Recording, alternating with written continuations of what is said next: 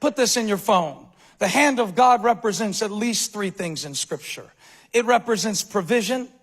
It represents purpose. It represents protection. The hand of God.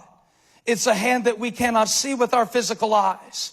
But it is the hand of God that I am dependent on if I have any hope of making it through this life. I can't do it by myself. I'm not strong enough.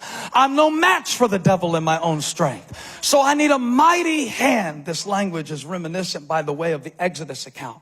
When God spoke to Moses, he wanted him to know that Pharaoh will not let my people go unless a mighty hand compels him. A mighty hand. That represents the provision of God. We say that it comes from the hand of God. Would you write that down? From the hand of God.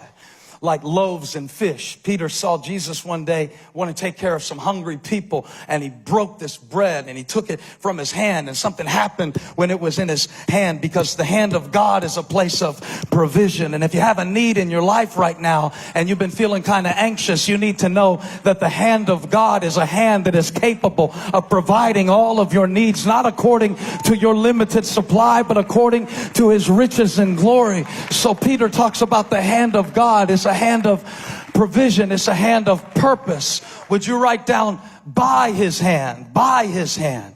Everything that God has done through history, he's done it by his hand, his unseen hand, orchestrating, setting up and tearing down and building up and plucking up. God's hand is active in history, even in invisible ways that we will not understand in this life. The hand of God is active not only throughout the history of the world, but when I look back over the history of my life, I'm grateful for the purpose and the plan of God. I'm thankful that his hand was guiding me. His rod and staff were comforting me. I'm grateful that when I didn't know where to go, the hand of God was there to push me back on the path. When I wanted to lean on my own understanding, there was a mighty hand to guide me on my way. And it's a hand of protection. And Peter is referring here to the protective function of the hand of God.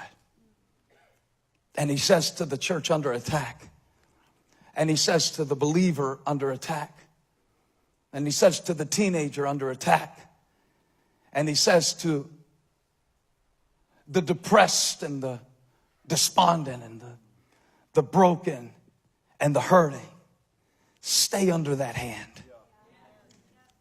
Stay under that hand. That mighty hand of God.